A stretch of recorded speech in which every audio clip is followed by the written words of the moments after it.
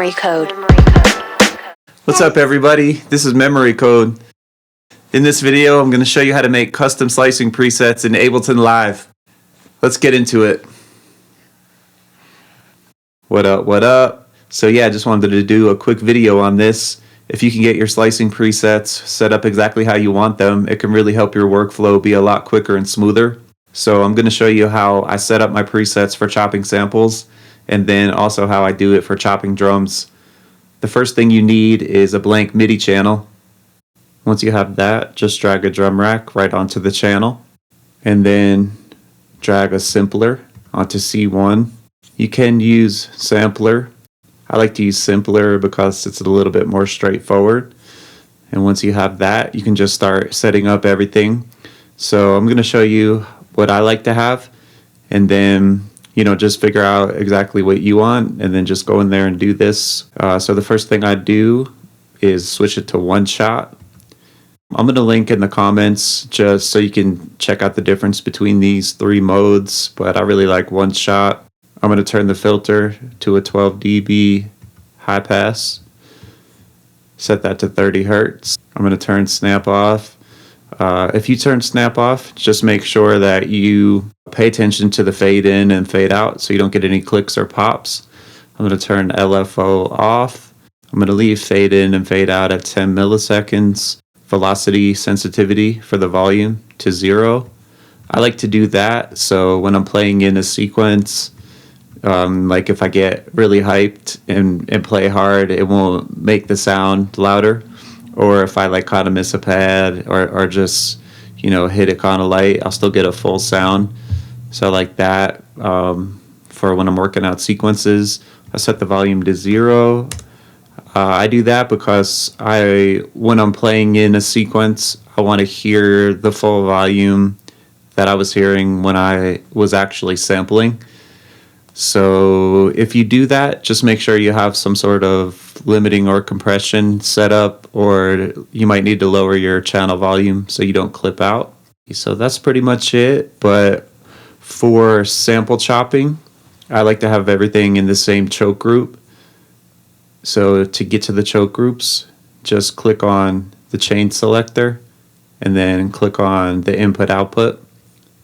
And when you see choke right here, just click here and set it to 1. That way every chop is going to be in the same choke group.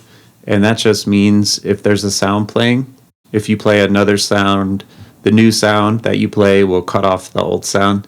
So it keeps everything nice and clean and separated. So yeah, I'll close that.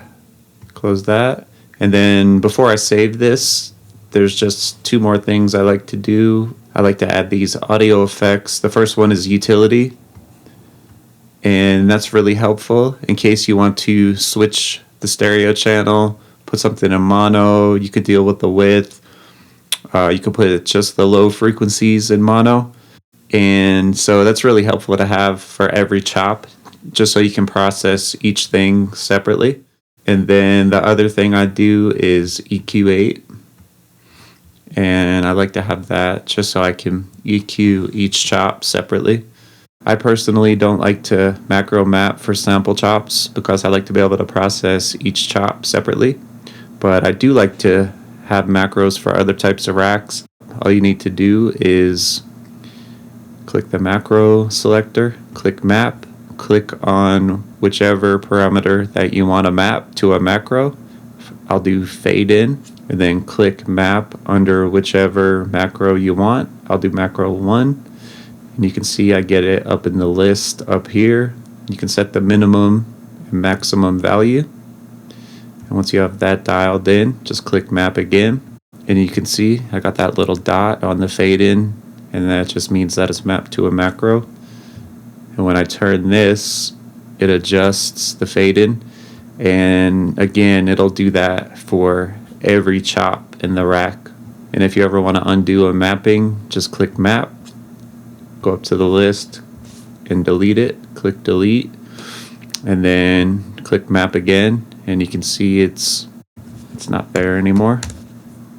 And once you have everything set up how you want it, you could save it as a preset. To do that, just go to user library, defaults, slicing, and then drag this right up in that list, and you can name it whatever you want. I'll call this memory code sample chops. Then let's just test it out. I'll just drag in some audio. See what I have. I'll drag in some piano.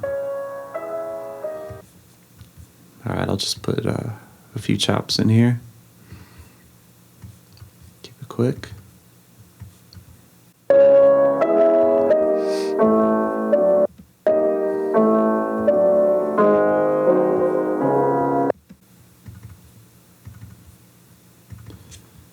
Right click on the clip bar, slice to new MIDI track, slice by warp marker, and then go here to my slicing preset, and I'll click on memory code sample chops and hit OK. Alright, so you can see each chop has everything that I want. It's on one shot, snap is off, I got my high pass set at 30. I have my fade in at 10, I have my fade out at 10. I have the velocity sensitivity for volume at 0, and I have the volume set at 0 dB. And then if I go to the choke group, everything's in the same choke group. I got my effects.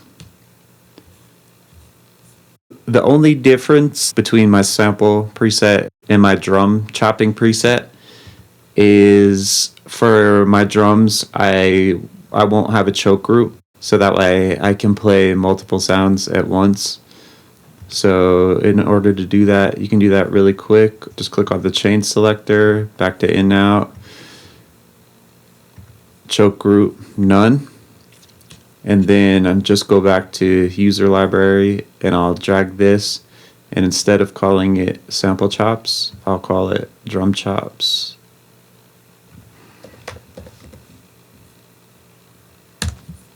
And then just to test that out, I'll drag in some drums.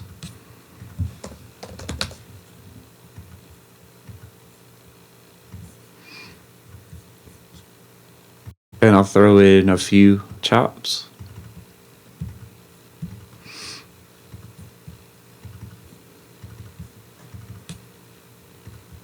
Right click, slice to new MIDI track.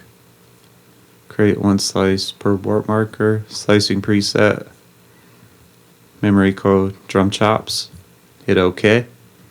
And you can see I still have everything set how I want it with the effects, and the only difference is there's no choke group, so I could play like a kick and a hi-hat at the same time.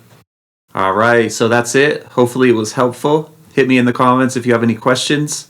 I'm available for one-on-one Ableton lessons. Check out the comments for a link to get that scheduled. Thanks a lot for checking this out. Peace and much love.